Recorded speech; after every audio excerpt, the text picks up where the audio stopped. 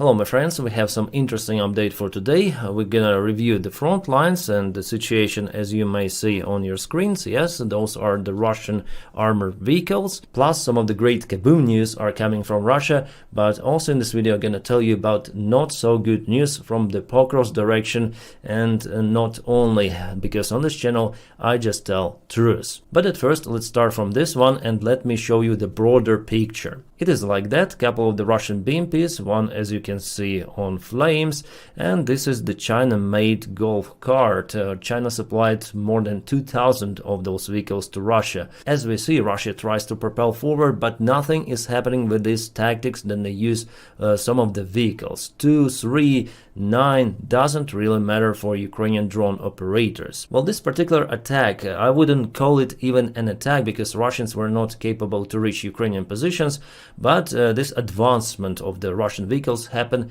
in Novoyelizavetovka, Donetsk Oblast, also not far away from Pokrovsk. Let me show you. So this is Pokrovsk and Novoyelizavetovka is located over here. The convoy was kaputted somewhere in those field roads here on the north. As you might see, it's red, it's the Russian controlled territory, but even here Russians are unable to put their vehicles close to the front lines, not even telling about reaching Ukrainian positions. It means that Ukraine was capable to create the kill zone for at least 10 or maybe even 15 kilometers away from their own positions. And yes, for this one Ukraine used some of the FPV drones.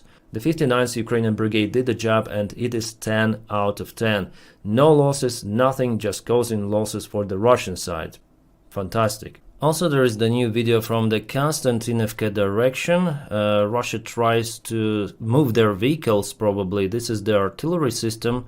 You can see the barrel is here, and the Russians tried to tow this one. Well, they were kaputted. Also, they sent some of the BMPs on the roads and supply vehicles. All of that was met with, oh yeah, a couple of the motorcyclists.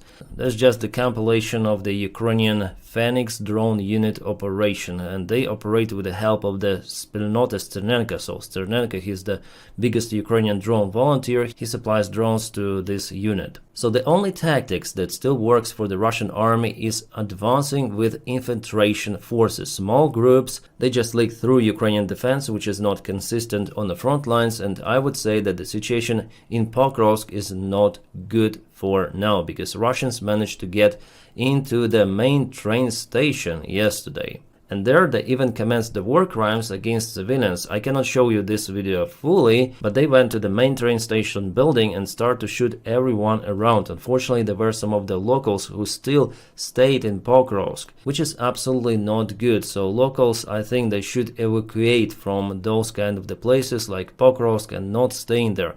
Ukraine cannot enforce them forcibly to leave their homes, that's why some people still stay there. But 90–95% as usual they evacuate. Judging on a drone image, at least one woman and 2 men lost their lives right on the rails because they were trying to cross from one part of the town to another one, and one woman was wounded. Well, later on Ukraine kaputted the building with the Russian soldiers inside, so you may say that there was some sort of the revenge. Yes, it was, but rest of the Russians, they're still out there on the front lines, and they do absolutely the same war crimes as those Russian soldiers who were kaputted. Well, the woman who was wounded, she was taken by some of the local guys somewhere, we don't know where. Our volunteer call sign Galandit, so Dutch, who is doing some of the evacuations from the front lines, and he also said that evacuation of that wounded woman is not possible because it is simply very dangerous to send any sort of the vehicles to Pokrovsk. That's why it's important for locals to evacuate from those hotspots which are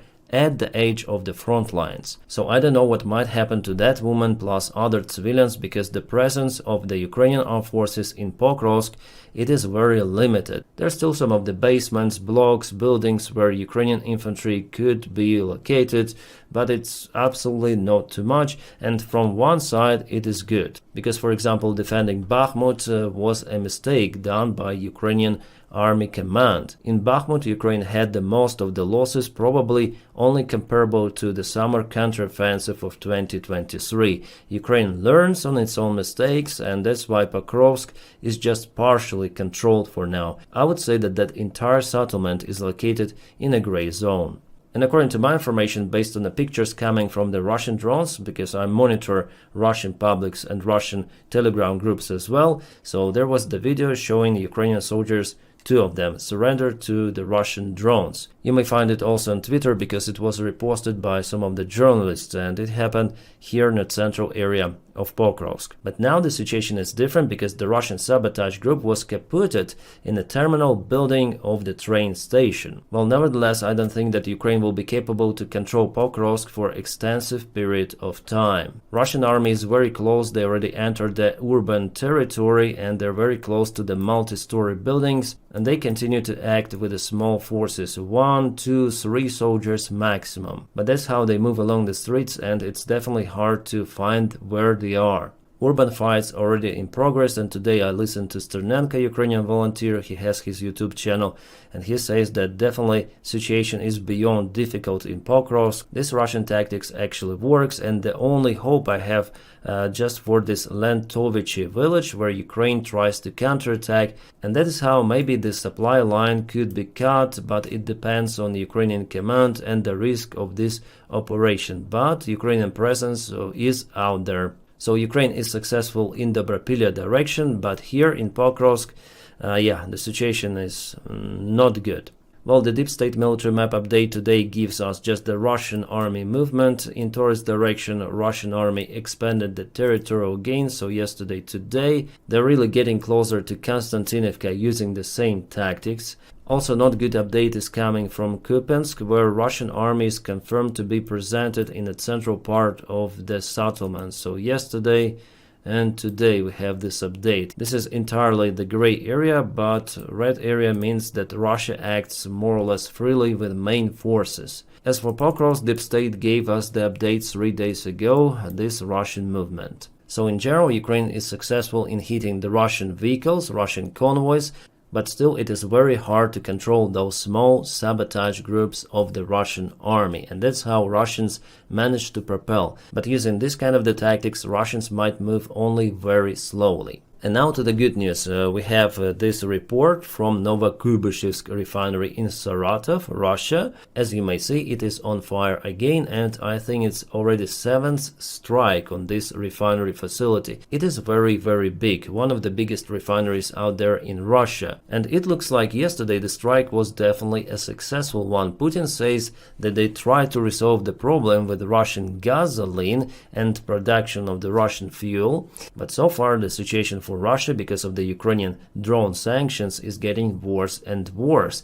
85% of the Russian regions are now being affected by the fuel shortage, and the total loss of the Russian refinery capabilities is roughly 40%. Also in Orenburg, Ukraine hit one of the main gas facilities of that Russian region. This is the gas processing facility. Without it, Russia cannot continue its export to the southern route. As you might see on this picture, Russians are definitely concerned about the safety of this enterprise. They put some of the cages to secure the most sensitive equipment. And it's very far away from Ukraine, I think roughly 1,000 kilometers, maybe even more. Well, Ukraine started to target Russian gas facilities because Russia does the same stuff, hitting Ukrainian gas enterprises as well. That's why this winter could be really hard for Ukraine, probably the hardest since the beginning of the war. Even nowadays there are some of the blackouts, including the capital city of Kyiv, because of the shortage of energy. And what we have here is the Ukrainian primary drone unit. They hit some of the radar. I can see Russians probably tried to mask it, but it didn't happen. So there was the drone strike. How successful it was? Well, probably this building with radar was damaged. It is called a wild-eye radar, and probably it's stationary one. Sometimes Ukrainian army is using those ultralight airplanes, converting them into drones to operate behind the front lines. And this is FAB 100 aviation bomb with some of the mortar mines. The payload is placed underneath the airplane. This is the gimbal to control maybe the flight path, and that's how it flies. Take off, our guys behind filming, and drone flies to the Russian territory. Sometimes could be very effective, by the way, it's made in Ukraine. Ukraine is using more and more of the ground drone systems on the front lines and also for supplies. Well, Russia also started to introduce their ground drone platforms, but not as massively as Ukraine. Yeah, this video I found in the 3rd Army Corps. They show the drone operation, even for assault missions, you saw, yeah? For evacuation for supplies elsewhere, there are multiple of the ground drone platforms. Combat drones, engineering drones, kamikaze drones, all kind of the stuff. And that might actually minimize the Ukrainian army losses. I see it as the next step in this war and in the future wars that ground drones will be presented absolutely elsewhere. They'll be used as the platforms for the drone launchers, for everything. And Ukraine here is one step ahead of Russia. Well, Russia has the resource, it has ally like China. China has the resources and technologies, and they may produce those drones absolutely massively. And I think that China might supply those drones to Russia like they did with the China-made golf cart. So this is must-have for the future army, or even for the current army, but for Ukraine it is more critical because with this stuff Ukraine may have less losses and Ukraine has less army men compared to Russian side. So it's very, very crucial,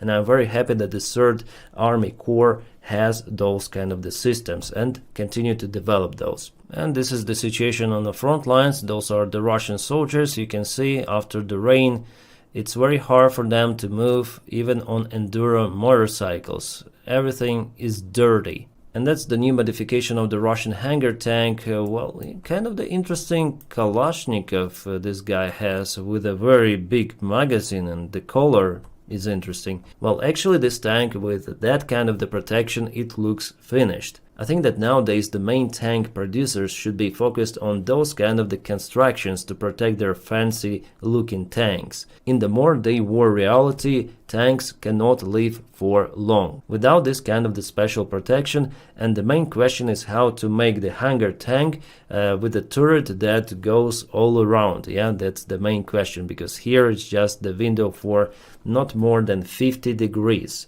Yeah, we have more interesting news, but I want to make that kind of the video a little separate, so stand by for one more video. I'm gonna upload it in a few hours. And thank you, my friends, for supporting me on Patreon and also membership of the channel. If you want to support the job that I do here daily, please check out the link below where you may find my Patreon, or just click join here on membership. My friends, thank you for making my job possible. I wish you all a peaceful sky wherever you are, and have a great time.